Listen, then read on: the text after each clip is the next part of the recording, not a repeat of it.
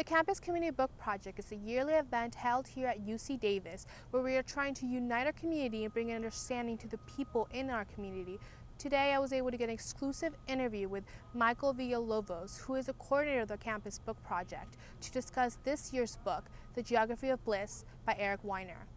So you are the coordinator of the Campus Book Project, right? I am. So I wanted to know exactly, what is the Campus Book Project? Sure. The Campus Community Book Project is one of the highlighted initiatives out of the Offices of Campus Community Relations. We're part of the Offices of the Chancellor and Provost, and really it is an opportunity to bring the campus together for a common experience, and in this case, reading a common book. So that is the objective behind the Campus Community Book Project, and it was initiated back in 2001. By who? Who initiated it? It was actually as a result of the events after 9/11. So there was really a need for the campus to come together and really deal with the tragedy that was 9/11.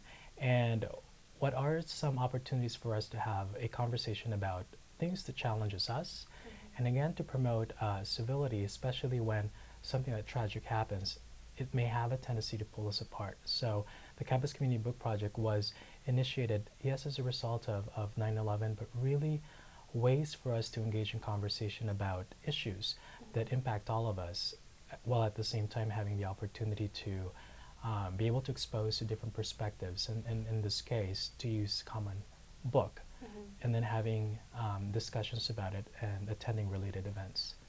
Why choose a book? Why not choose a movie, an art, another art form? Sure. I think because there is an opportunity to incorporate a book within a lot of courses that are being taught, and at the same time, the book may be the most accessible medium that a lot of the campus community can really access, and we want to make sure that that is first and foremost something that we consider how easy it is to access this book, while at the same time having the opportunity for the book to be used within the classroom setting. What was the first book? Okay, the first book was by Anne Fadiman, and it is called The Spirit Catches You and You Fall Down. And it's about the experience of a Hmong family within the healthcare system, and it brings to the front the really difficult issues that we encounter that has to do with cross-cultural interaction and the limitations of our healthcare access, especially when you bring in those various cultural values that come into play, that when we think of access, it goes beyond getting treated, but it really has to do with, do we understand our clients as regards to their cultural values? I know many of the books that have been chosen have been about certain ethnic groups dealing and how it could help the campus community realize how different groups in our society live. That's a little bit different than the previous book. Why did we go this different route this year? It's different in that it is considered lighter because it is also humorous in some parts. But at the core of the book project really is the opportunity to learn from other cultures, to have an opportunity to have a conversation about some things that we may not readily converse about. With the Geography of Bliss, it very much follows that cross-cultural exchange that we want to be a part of the book project. Why should students read this book? Well, first of all, it's a fun book. It is humorous, but I think the book really provides an opportunity to learn cross-cultural perspective related to how we define happiness. And we don't often have opportunities to talk about what makes us happy. And sometimes the default is we know what happiness looks like, but this will provide us some perspective on how different cultures may define it, and at the same time how we define it as an American culture, because all of us come from different backgrounds and values. Okay, and I know we were talking about previously about how there's so many economic issues and problems that students are facing with budget cuts and everything. How do you think this book will provide some sort of bliss or some sort of idea of how to be more happy in this situation?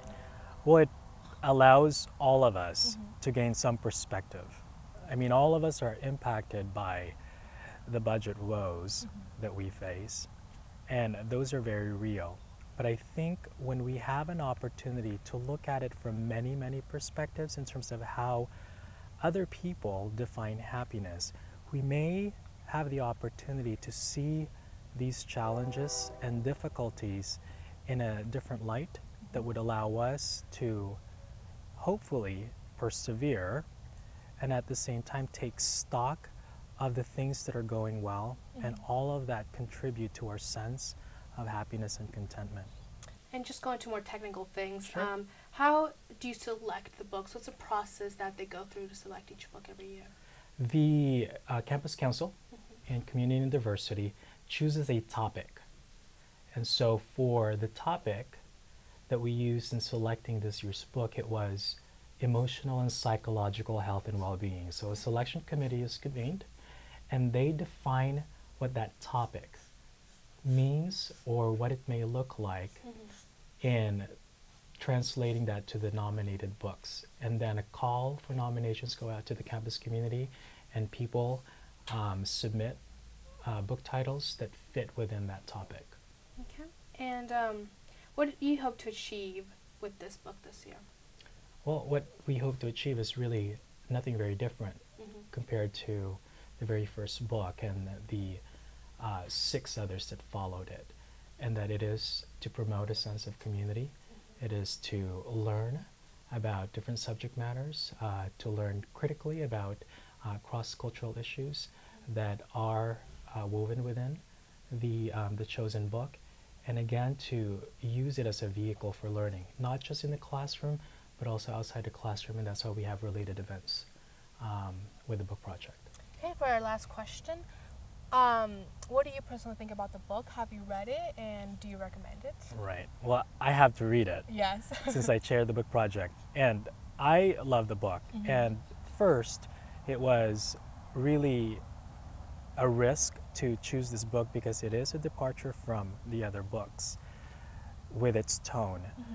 But the author really presents it in a way that is not just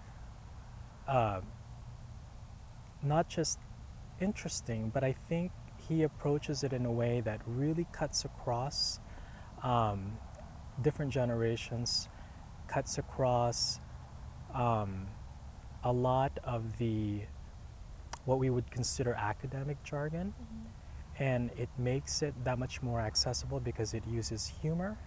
It has a great deal of information about the studies of happiness.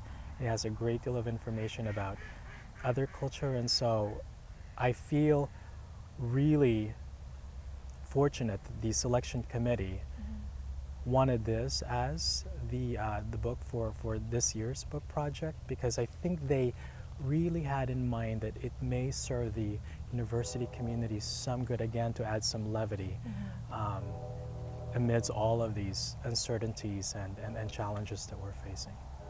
Thank you so much. You're welcome. Make sure to check out all the events leading up to December 1st when the author will be here at UC Davis. This has been Gabriela Deanda for Aggie TV.